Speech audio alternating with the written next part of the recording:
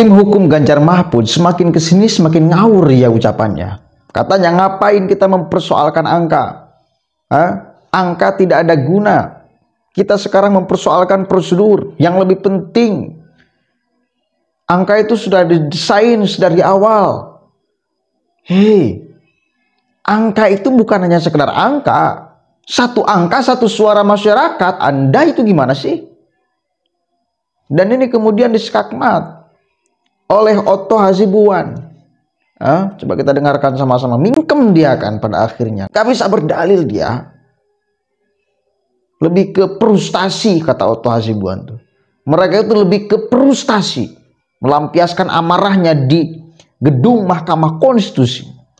Gak peduli hasilnya karena hasilnya gak mungkin merubah apapun. Tapi mereka luapkan kemarahan itu di Mahkamah Konstitusi. Ini nampar banget sih sebetulnya. Skakmat loh. Kita justru mempersoalkan aspek yang lebih mendasar. Yaitu aspek etika, aspek prinsip, dan aspek prosedur.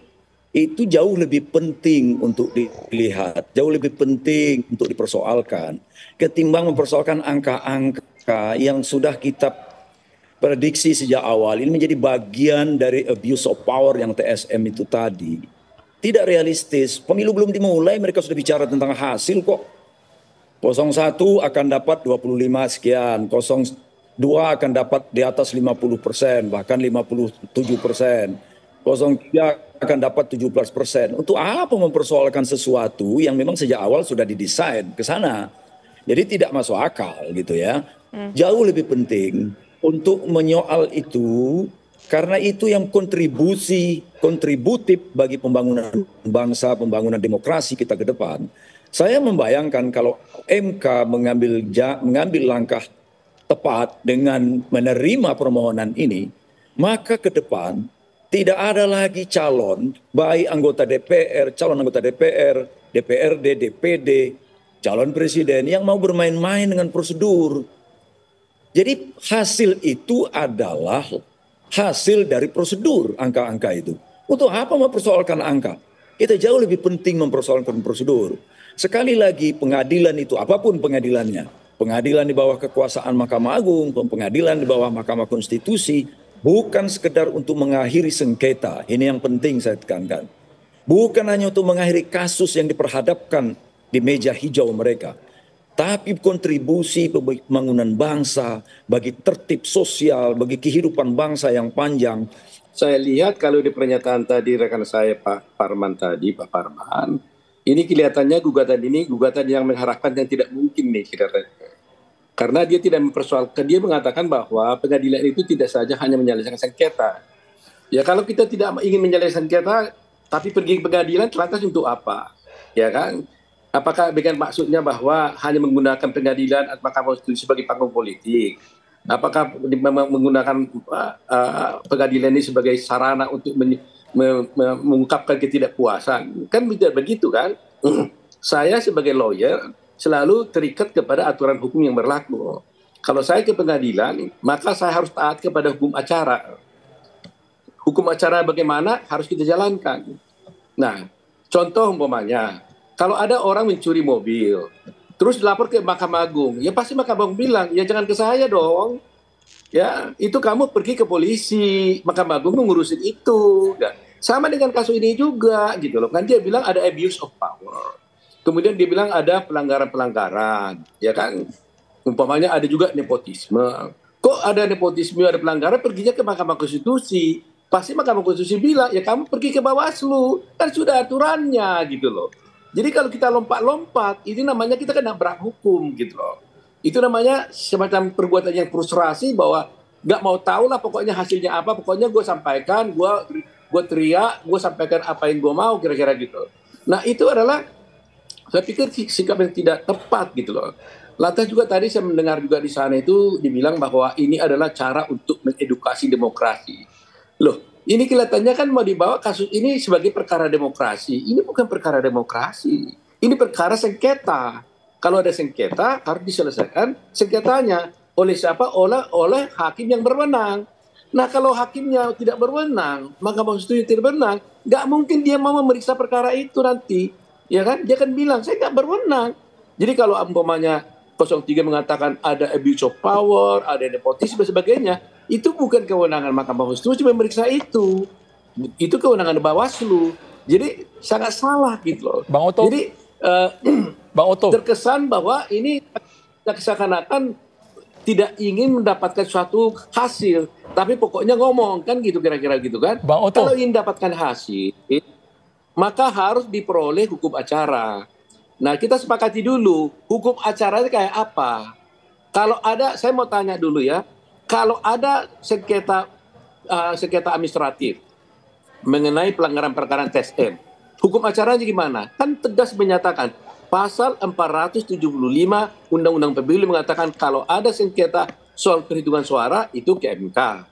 Kemudian diatur juga dalam undang-undang kalau ada mengenai soal sengketa mengenai soal pelanggaran administratif, nepotisme, dan abuse of power itu kepada Bawaslu. Nah, lantas Anda menggunakan hukum acara yang mana sehingga datang ke MK gitu loh? Oke, jelas itu skakmat, saudara. Jalurnya udah beda, tracknya udah beda. Dan geli saya ketika dia mempersoalkan angka. Hati-hati. Ketika Anda mempersoalkan angka, Anda itu mempersoalkan suara. Ketika Anda mempersoalkan suara, Anda mempersoalkan kedaulatan rakyat. Satu angka, satu suara. Satu suara, satu masyarakat. Ente lecehkan seperti itu. Maksudnya gimana? Ini kekurang ajaran tim hukum Ganjar Pranowo yang semakin hari semakin gak logik cara berpikirnya. Kita juga yang bukan ahli hukum, kenapa angkanya tahu? Kan dari dulu survei sudah ngomong itu. Bukan didesain oleh kekuasaan, tetapi faktanya masyarakat yang berbondong-bondong untuk memilih pasangan 02. Gimana sih? Bukan desain kekuasaan. Saya memilih 02 bukan bagian daripada desain kekuasaan. Tapi ada harapan penuh kepada 02 untuk membawa Indonesia ke arah yang lebih baik. Dan saya yakin banyak orang yang pemikirannya sama seperti saya. Bukan bagian daripada desain kekuasaan.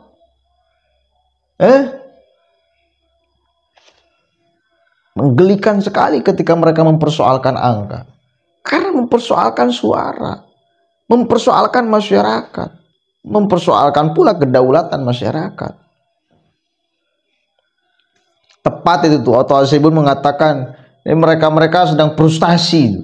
Melampiaskan amarahnya, melampiaskan kekecewaannya, melampiaskan emosinya di ruang gedung Mahkamah Konstitusi. Meskipun hasilnya bakal nggak merubah apapun. Mereka mempersoalkan prosedur. Di awal ketika pencawapresan Gibran, kan gila itu namanya. Proses itu sudah berlalu. Mereka sudah menikmati itu semua. Proses perdebatan yang disediakan oleh KPU juga sudah berlalu. Mereka menikmati itu semua.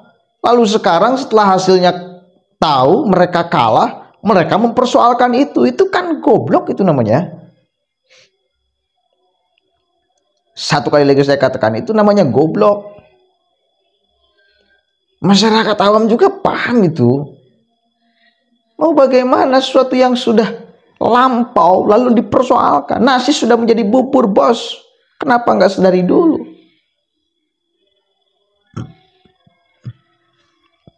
Kan bayangan Anda akan menikmati kemenangan karena persoalan proses Gibran ini kan, bayangannya kan itu, ternyata kan kebalik. Anda bisa menciptakan isu macam-macam ketika proses Gibran ini yang dianggap bermasalah, tapi faktanya enggak. Masalahnya kan di sini, Anda punya harapan lebih ketika Gibran menjadi cawapres Prabowo, masyarakat tidak akan memilihnya karena prosesnya dianggap melanggar etik moral, utak etik moral, kan gitu kan. Tapi faktanya enggak. Masyarakat tetap memilih dia kok. 02 kok. Dan saya yakin masyarakat, kita ngomong masyarakat, ya iyalah masyarakat mayoritas. Urusan moral dan etik, kalau mau diperbanding-bandingkan, siapa yang lebih tidak bermoral dan tidak punya etika? Sebel saya ketika ada politisi mengatakan moral etik, moral etik, moral etik. Ketika kita cek, ketika kita periksa moral dan etiknya, rusak juga. Anies mempersoalkan moral dan etik. Ketika kita cek moral Anies dan etik Anies juga rusak. Ganjar mempersoalkan moral dan etik. Ketika kita cek, ketika kita periksa, moral dan etiknya rusak juga. Ini yang membuat kita jengkel. Orang yang tidak bermoral berbicara moral. Orang yang tidak punya etika berbicara etik. Apalagi dalam urusan politik. Siapa sih yang mengedepankan moral dan etik di dalam berpolitik? Semuanya juga disandarkan pada kepentingan. Dan ente jangan bodoh-bodohi kita sebagai masyarakat. Kita paham kok. Ibu Irma, politisi Nasdem itu yang paling jujur tuh. Siapa gerak langkahnya yang disandarkan pada moral dan etik? Politisi itu siapa sih? Sok bermoral dan beretik. Semuanya disandarkan pada kepentingan, bos. Dan kita paham itu. Jangan bodoh-bodohi kita. Jangan minteri kita lagi. Gak bakalan bisa. Informasi itu sudah sangat luas kita bisa dapatkan di media sosial. Tentang maksud dan tujuan kalian itu. Yang semuanya disandarkan pada kepentingan capres-cawapresnya yang didukung masing-masing. Bukan disandarkan benar-benar pada moral dan etik ketika mereka ngomong moral dan etik. Bukan. Tapi disandarkan pada kemenangan capres atau cawapres yang dia dukung.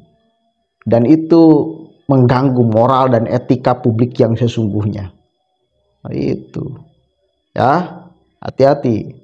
Jangan main-main dengan angka, jangan main-main dengan suara, jangan main-main dengan rakyat. Assalamualaikum warahmatullahi wabarakatuh.